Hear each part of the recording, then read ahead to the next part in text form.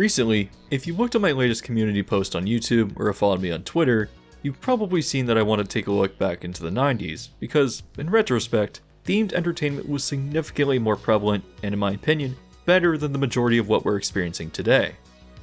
I want to talk about a wide range of subjects, from the Coaster Wars to the rise of Universal, to Las Vegas and Times Square pivoting towards highly themed family entertainment.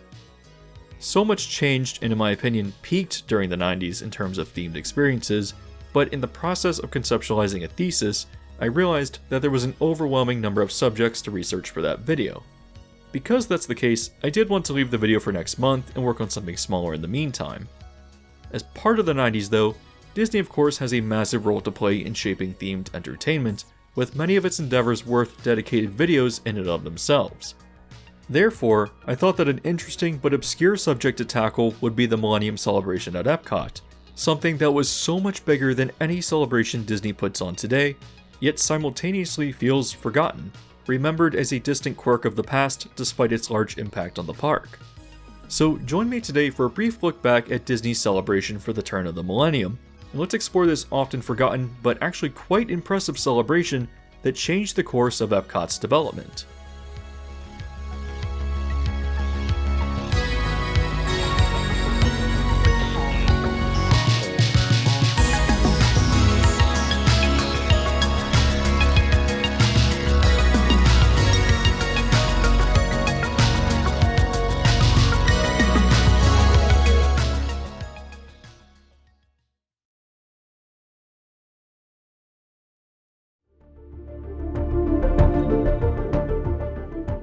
In 1999, the world was on the verge of crisis, as experts speculated that the inability of computers to update their calendars may or may not lead to a catastrophic digital-led apocalypse.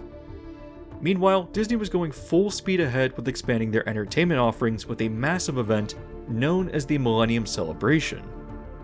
The world was about to fall into unknown, unpredictable chaos, but if anything could save us, it was Tarzan Rocks, the new revolutionary show at Animal Kingdom, which premiered just in time in July of 1999.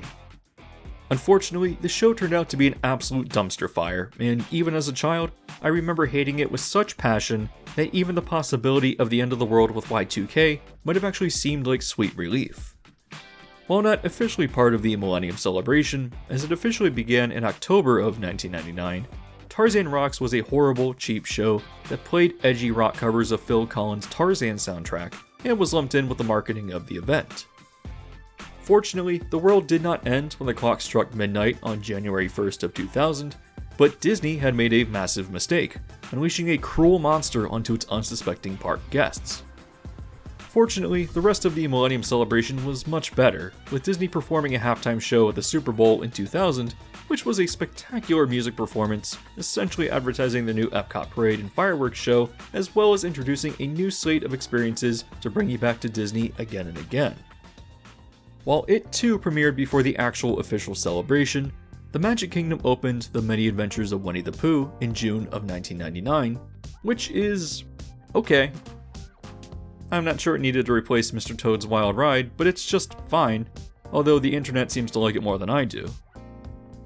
In other news of exciting developments, Disney also promoted its second ship for Disney Cruise Line, the Disney Wonder, which sailed its maiden voyage in June of 1999, yet again a few months before the celebration officially began. Other attractions include Rock and Roller Coaster starring Aerosmith, which opened at Disney MGM Studios in July of 1999, as well as the Disney Wedding Pavilion at the Grand Floridian, which was included in this television special about the Millennium Celebration, but opened 5 years prior? In 1995? While all of these were relatively positive developments, well, except for Tarzan Rocks, obviously, which somehow limped on into early 2006, they were not the true meat and bones of the Millennium Celebration, which was itself a major and incredibly interesting development for Epcot specifically.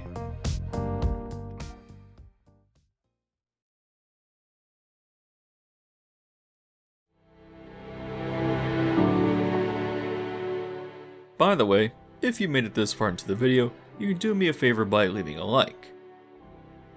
You might recall the sorcerer's hat that obstructed the view down Hollywood Boulevard at Disney MGM Studios until 2015, but contrary to popular belief, this itself was an introduction from the 100 Years of Magic celebration, which began in September of 2001, just a mere 9 months after the end of the Millennium Celebration. However, you couldn't really be blamed for confusing the two, as the Millennium Celebration had its own larger-than-life decoration added into Epcot, a large-scale structure that supported the hand of Sorcerer Mickey tapping Spaceship Earth with a magic wand, and from it, emanating the number 2000, obviously as a celebration of the turn of the millennium.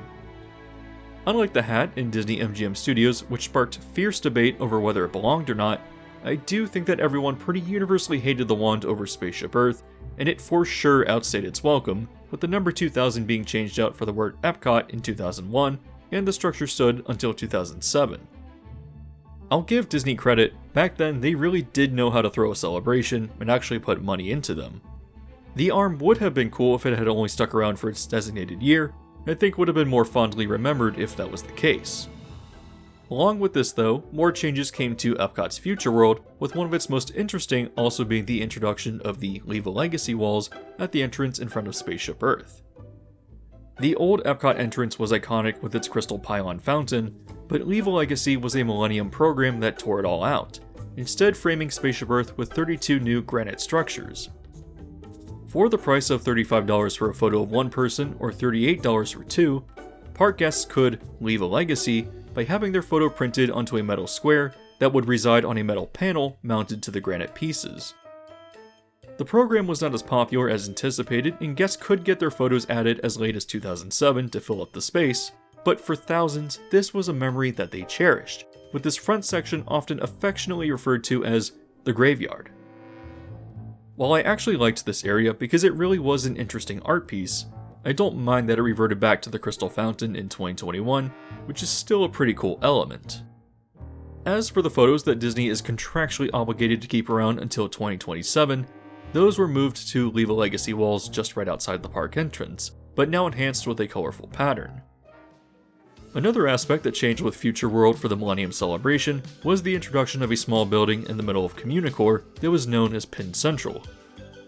Here, pin trading with cast members was introduced as a practice for Walt Disney World, and having been so profitable and popular, became a permanent function of the resort when it was only intended to be temporary. This little building itself was often criticized for replacing greenery and planters in the middle of Communicore, but I did think its triangular awning structure was unique and interesting. Before we get into the big attractions though, one last change to Future World as part of the celebration was the introduction of the Road to Tomorrow, which was essentially just an expansion of Innoventions, which itself was an updated but very 90s take on the interactive exhibits of the original Communicore. I don't want to go into depth with the attractions here, as I think it's a better fit for a different video, but what made the Road to Tomorrow interesting was that it was literally a road that made the attractions of Innoventions more easy to navigate, but also added in a fair few as well. Also notable was the introduction of Tom Morrow 2.0, the host of Epcot's Innoventions, and the successor to the terrifying full-size Tom Morrow of Disneyland's Innoventions. With this covered, let's now move on to something much more interesting.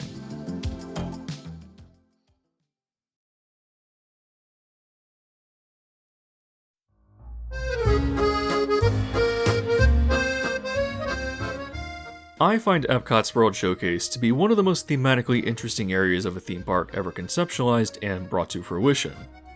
While Disney has a pretty poor track record of actually committing to any expansions though, I did think that with so many countries to choose from, I did come up with the idea of large indoor pavilion spaces, which would give you a small taste of other various countries, representing them through a collection of small, highly themed exhibits. To my surprise, the short-lived Millennium Village was exactly this. And while I knew that this building was erected as a temporary structure as part of the celebration, I had believed that it was meant for special press events and not an actual place that day guests could visit. Within the last few years, the pavilion opened occasionally and hosted food booths for the various Epcot festivals, but I didn't realize that it was originally an actual series of attractions. Many of the countries represented were essentially little booths, providing global ambassadors to speak with, as in people from other countries who could share their experiences with Epcot visitors. For example, guests could speak with a representative from the small country of Eritrea from the Horn of Africa, while sipping on coffee produced in a way unique to the culture there. It seems that a lot of these booths sold items that I would assume, or at least hope, were actually crafted by artisans from those respective countries, which might provide some degree of cultural insight. However, many of the countries in Millennium Village had much larger displays with interactive elements, such as the Brazil Pavilion, hosting a virtual game of football played by Amazonian animals that was somehow reactive to park guests holding up penalty cards. Another interesting one was the Scotland Pavilion, showcasing various elements of Scottish culture through a game of mini-golf. The game was intentionally chosen as the invention of modern golf came out of Scotland. When a player hits a ball into one of the displays, various elements would react or light up that showcase something related to Scotland, whether it be famous inventors with their inventions, or a small track that guides one of the balls through a Scottish landscape, complete with a figure of the Loch Ness Monster. Two countries that would receive a lot more scrutiny if introduced today are Israel, which would let you send a message to the Western Wall through a computer, whatever that means, and apparently had some sort of simulator attraction known as the Time Elevator. Millennium Village also had a big elaborate display for Saudi Arabia, which contained interactive exhibits and a pop-up storybook display that promised that the country was simultaneously traditional, yet modern, which seems misleading. The country with the largest display was Sweden, which brought an exhibit that consisted of 4 walkthrough eggs, which had premiered a year before at the 1998 World's Fair in Lisbon, Portugal. Each egg was connected by elevated walkways, and each represented a different season, trying to dispel the apparent myth that Sweden was some sort of icy wasteland, and did indeed experience a full 4 seasons. Each egg had a unique presentation, with I think the winter one being the most notable for having a cold snowman that you could touch. Outside of the country pavilions, there was also a section known as the Village Green, which hosted a number of games that taught young visitors about the importance of sustainability in agriculture. Overall, Millennium Village was essentially a World Showcase equivalent of the interactive exhibits found throughout Innoventions and in the exhibit spaces at the end of many of the rides. That's a good segue into the updated ImageWorks, a series of gimmicky interactive exhibits that provided almost no educational and fleeting entertainment value to the users, which was accompanied by a brand new ride. When Epcot opened in 1982, one of its more famous attractions was Journey into Imagination. Boarding Omnimover vehicles, guests would be enchanted by a delightful encounter with Dreamfinder and his cute and curious friend Figment, a purple dragon who sprung from his mind.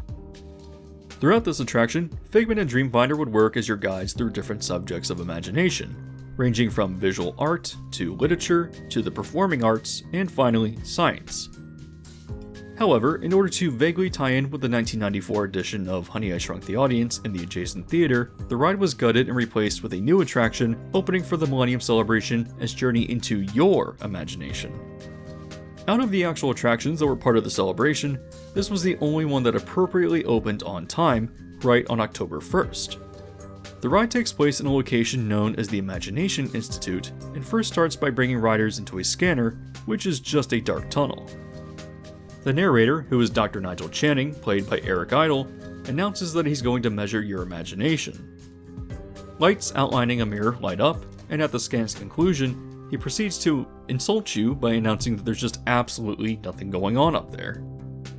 The rest of the attraction then takes you through a series of scenes that tackle subjects of the imagination like sound, illusion, color, gravity, and connections, all while supercharging your dull, empty head with new ideas.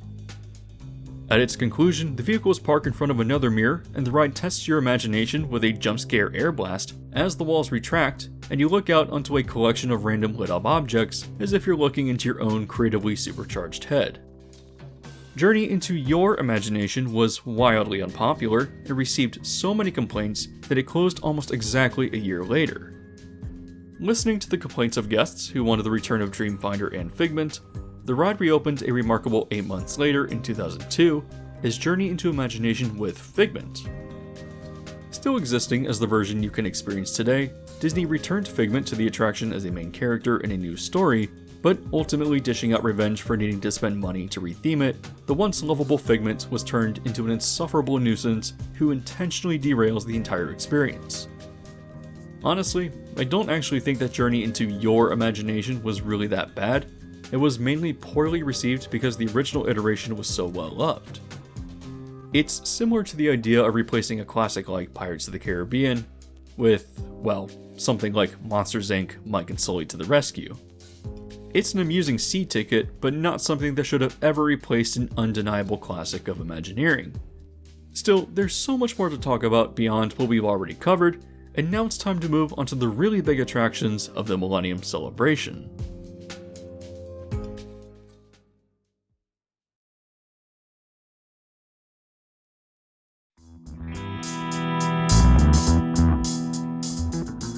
Weirdly enough, one significant addition that wasn't advertised as part of the celebration was Test Track, which replaced World of Motion and officially opened in March of 1999.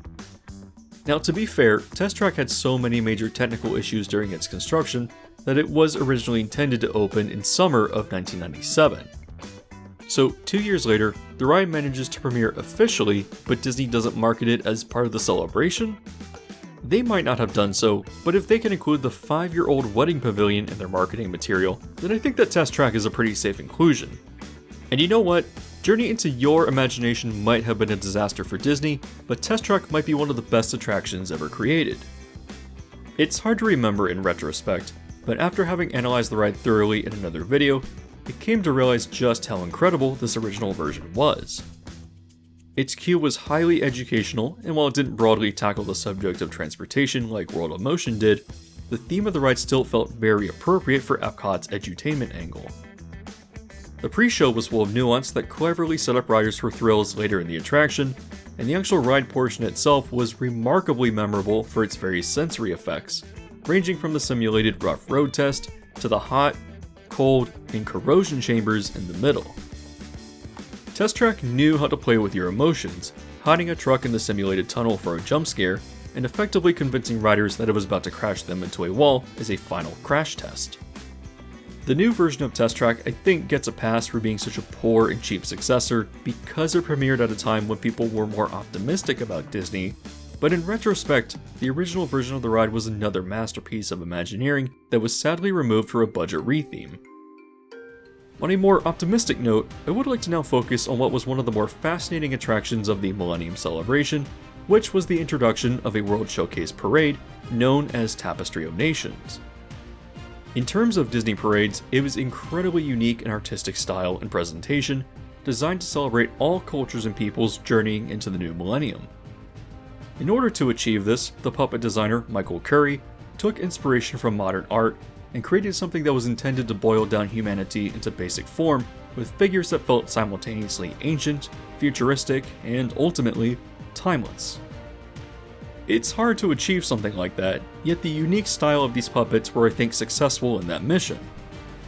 While he wanted to emphasize and feature the puppeteers as part of the parade to bring forth a theme of duality, the puppets themselves are also named after their functional expressions, sporting names such as Wiggle Girl, Birdman, Hammered Copper Man, and Aztec Man as a few examples. The parade was led by an actor known as the Sage of Time, and along with the puppetry, included a few floats with rotating drums that were played by percussionists on board. The composer, Gavin Greenway, designed the music to specifically be accompanied by the percussionists, and as another interesting note, the chorus is sung in a fake language, designed to take phonemes and combine them together into something that sounds exotic, yet familiar to everyone. The parade ran through World Showcase by starting in Mexico and ending in the UK, and while I like the idea of a parade throughout World Showcase, it was apparently quite logistically complicated back then, and certainly almost impossible with crowds today.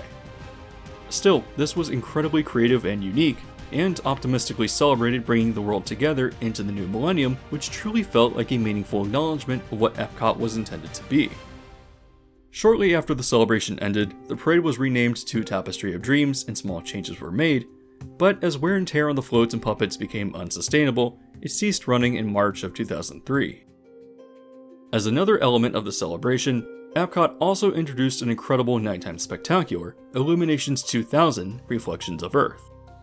While intended to be temporary, it proved to be so spectacular and popular with park guests that it dropped 2000 from the name and continued running up through 2019. The story of the show is structured in 3 acts, with the first being Chaos, meant to abstractly represent the formation of the Earth, it was very open to interpretation, whether it be through religion or through natural forces. At its explosive conclusion, Illuminations moves into Act 2, known as Order, which chronicles the rise of life. This movement is divided into 5 distinct parts known as Space, Life, Adventure, Home, and Celebration. The third movement was titled Meaning and played the iconic song We Go On, concluding the show with a spectacular finale that celebrated the future of all peoples and cultures. At its debut, Illuminations pushed Disney nighttime spectaculars forward in terms of ambitious synchronized fireworks, also incorporating massive pyro effects, lasers, fountains, and a massive spinning steel structure shaped like a globe that was covered in 15,600 LED clusters to work as a giant screen that could be seen across the lagoon. Like Tapestry of Nations, Illuminations Reflections of Earth was an incredible and inspiring interpretation of Epcot's mission to celebrate the achievements of humanity. It was a show crafted by artists with a lot of thought and nuance behind them. It truly was a celebration of the Millennium and proved to be as timeless as it was conceptualized to be.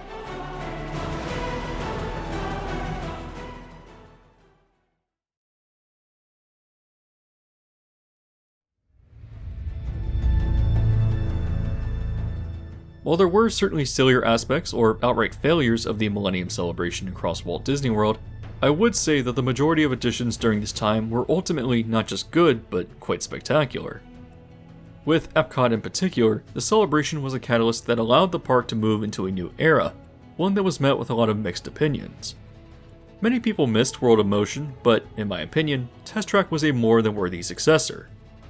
I spoke about Journey into Your Imagination and Journey into Imagination with Figment a bit sarcastically, but ultimately, these were attractions that fit the theme of Epcot and conceptually are far more interesting than just slapping an IP onto something, which seems to be standard practice today. I think it's a pretty interesting contrast because while this era of the park would continue to make mistakes, like introducing Mission Space in 2003, which was just far too intense for many of the park visitors, at the very least, there was an actual creative drive and a belief that Epcot could continue being an educational and inspiring place. If we compare something like Illuminations, which fit the theme of the park beautifully and was an ambitious, creatively driven show, to something like Harmonious, it's such a stark contrast.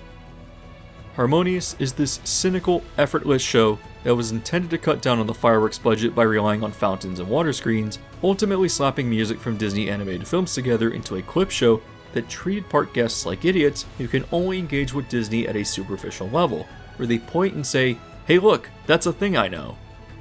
Granted, this is a larger issue with how Disney leadership sees its parkgoers in general, and this is of course why we've seen so many unfulfilling half-baked attractions, but it stings a lot more when you lose something that has actual artistic and creative merit and really meant something, resonating with millions of people over decades.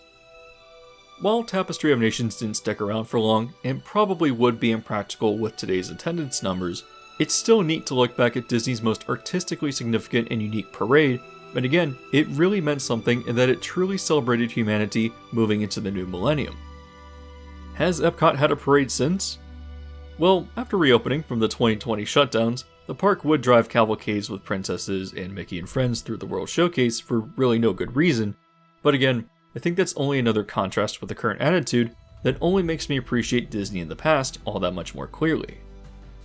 The Millennium Celebration was a true celebration that brought not only exciting new additions to the parks and the company, but was itself a catalyst for meaningful artistic achievement. Can we say the same for the Walt Disney World 50th or the Disney 100, which are essentially just merchandise drops that tried justifying their existence through purposefully delayed attractions? It's obvious that leadership of the company just doesn't care about the park experience any longer, and reflecting back on the Millennium Celebration, we can see how far everything has declined since. If you made it here to the end of the video and you found it interesting, you can do me a favor by leaving a like, which does help a lot in allowing this to reach a wider audience. As always, if you enjoy videos like these but have not yet subscribed and hit the bell notification, you can do so now to be alerted to new videos as they release.